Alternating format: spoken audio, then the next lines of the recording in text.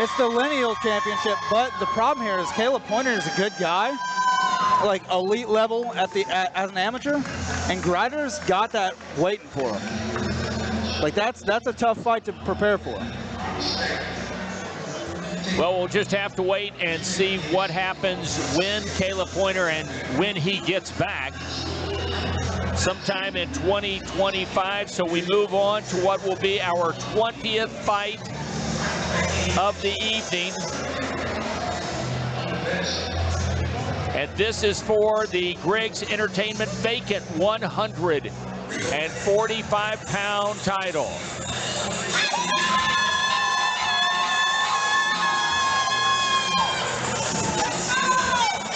Santonio Jackson will make his entrance. He fights out of the Pedigo Submission Fighting Gym in Mount Zion, Illinois. We have seen Pedigo represented with several fighters tonight. Ronnie Putnam is his coach. 5'9", 145 pounds. Tyler has a 4-3 record. What do we know about Santonio Jackson? So Santonio Jackson, he's coming off back-to-back submission MMA victories. He fights at both 155 and 145 pounds. So you know this weight cut wasn't much of a problem for him at all. He's got no problem standing up and trading with his opponent, but he says he does look to get his fight to the ground. Could his cardio potentially be an issue? You know, in some of his other fights, Santonio seems to be breathing super heavy, super early, but he always seems to find a way to win. He's coming in now. He looks good. He looks in shape. And he's got Zach Pridemore standing across from him. Yeah, he'll be fighting out of the red corner. And now here's the announcement of his opponent. Zach Pridemore out of the Lycans Den MMA Gym in Champaign, Illinois. His coaches are James Martin and Michael Bilatich. 5'8", 145 pounds. 3-2 MMA record. Cody, what do we know about Zach Pridemore? So Zach Pridemore, again, you've got James Martin and Bilo in your corner, so you probably got a pretty wrestling-heavy game plan here. They have the cardio to go 5 rounds. I don't see that as an issue. But Santonio Jackson is the problem that he fights in multiple weight classes.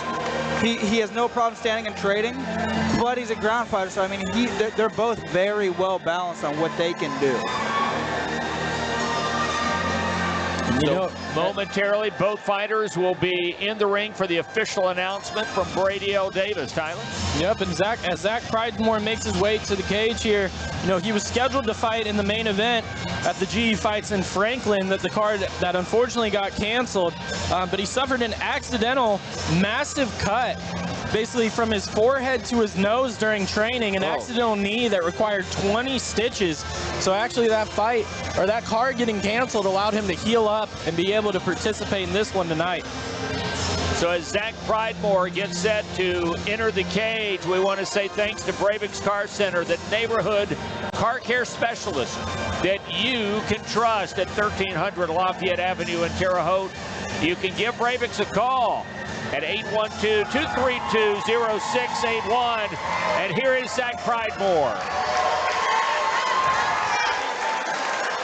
And he steps on that lucky blue corner.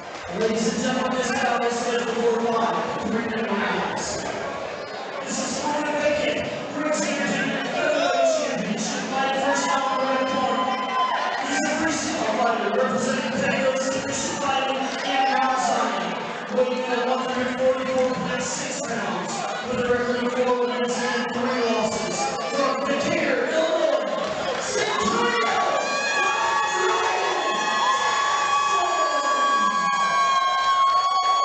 Santonio Jackson trains in Mount Zion, lives in Decatur. Representing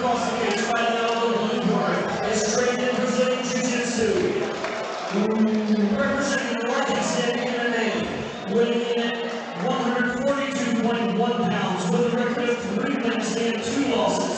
From Champaign, Illinois, Both of these fighters appear to have a large following with them tonight. Yeah, a lot of fans here tonight from the land of Lincoln, and The fans that have attended this event in person and those that... Our referee, Skylar Slay, I apologize, giving some instructions beforehand. Yeah, those who are watching on livesportscaster.com. Those at home will know why that's funny. Those like my dad will not. So we're underway. Nothing I like better than inside jokes. I couldn't make it on Saturday Night Live, apparently. I broke character. Oh, These two guys coming out quick. Antonio Jackson coming out quick, pouring it on. oh, Big head kick, but slips. oh! Huge Nice slam slam. from Santonio Jackson. Zach Pridemore has a guillotine, but he's looking to cinch up. Pridemore doing a good job of getting the side control to alleviate that pressure.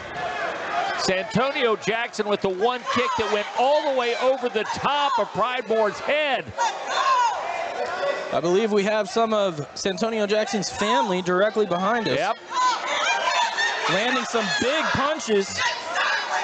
Nasty, brutal ground and pound earlier from Santonio. Yep, he's got him flattened out. Zach Pridemore currently flat on his back, which is not where you want to be early in the fight. 1 minute gone in round number one. This is for the vacant 145-pound title. Santonio Jackson looks to post up. Oh, Zach Pridemore got a hold of his leg there, circles out. he's relentless. Santonio Jackson with huge hammer fist to the side of the head there. He's landed 7, 8, maybe 10 punches. I believe he cut him. Fighting for position are both of them. Pridemore does have a hold of that leg. A minute and a half remaining in round number one. Cody, remind me, at the amateur level, what are they not allowed to do? Heel hooks aren't allowed. You can only do straight leg locks. It looks like he's going for a straight leg lock now in knee bar. That is allowed. Great action in this, our 20th fight of the evening.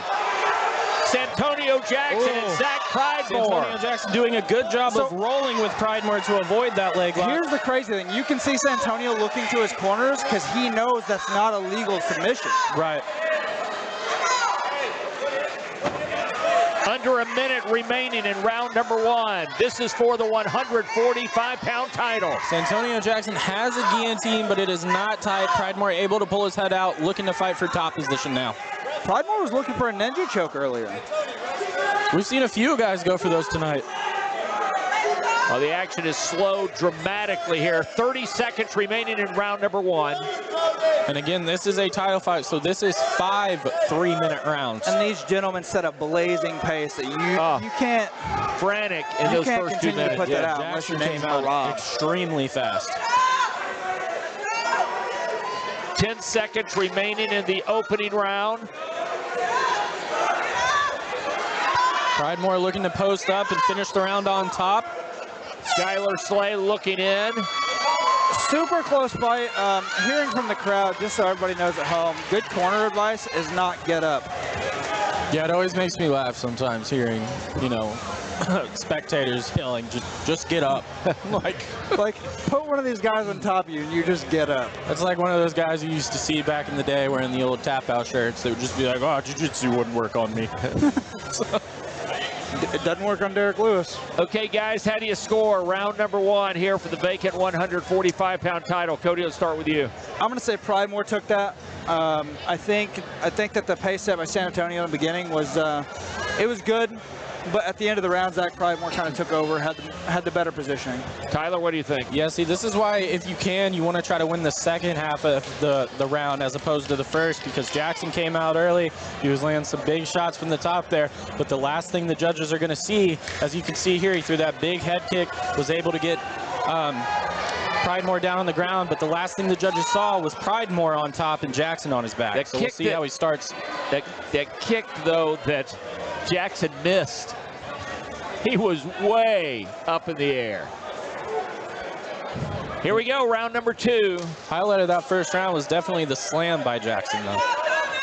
Yes. Pridemore comes out with a head kick of his own. Seems to be very Pridemore seems to be very flinchy. He's reacting a lot to the feints of Jackson. Pridemore just landed a clean uppercut on Santonio. Yeah. Nice jab there from Jackson. Coming out wild. I'm glad to see these guys put on combos, though. Yeah, seems to be we're trading kicks now. Oh, flurry of punches. Santonio breathing with his mouth wide open. Chin straight up in the air. If Pridemore's to come over the top, that could clip him. Yeah, he looks tired now. Mouth wide open. Yeah, he could have potentially adrenaline dumped in that first round trying to get the finish. Good return shot there, though. Took a pretty good right. Pridemore with a flurry of punches.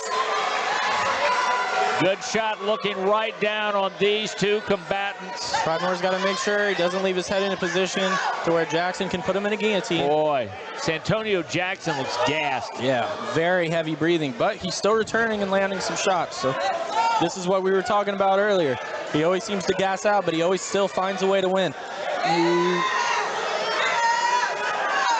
Looking to use that leverage to potentially flip over Pridemore here.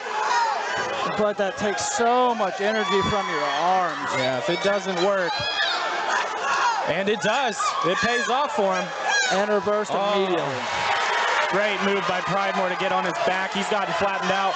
He's going to post up and land a flurry of punches. Referee Skylar Slay looking close on the action here. Jackson is covered up, not trying to get out of this position at all. A minute remaining in round number 2. Pridemore has him flattened out. Jackson can't cover up now. Jackson's got to move if he doesn't want this stopped. He's going to walk himself right into an arm triangle. Got to watch that shot to the back of the head. He's got that high amount. There's really... Pridemore's just raining down left, right, left, right. Throws Jackson's hands to the side. Jackson seemingly surrendering. Jackson trying to survive. It's over. Ladies and gentlemen, we have a new 145-pound champion. At 2:25 of round number 2. Zach Pridemore. Somebody put some bad juju on the red corner. Apparently, because the blue corner wins again.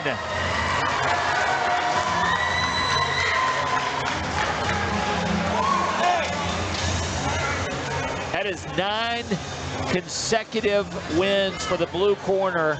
And of our 20 fights tonight, the blue corner, you've seen the fighter out of the blue hand raised 16 times this evening. Well, Tyler, Santonio Jackson, at the beginning of that fight, it looked like it was going to be all or nothing early on for him. Very frenetic as far as the action from Jackson. Then, second round, the mouth wide open. He was simply trying to survive. Yeah, I mean, we talked about it at the start of the fight. Jackson likes to come out, start fast. We thought cardio may potentially be an issue, but in the past, Jackson's always found a way to win. Unfortunately, tonight, Pridemore was just a little bit too much for him. So congratulations to Zach Pridemore. Here's the official announcement from Brady L. Davis.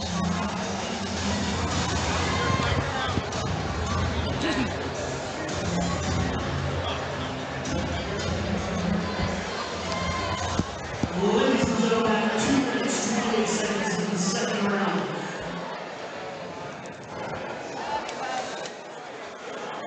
Your winner by TKO due to strikes,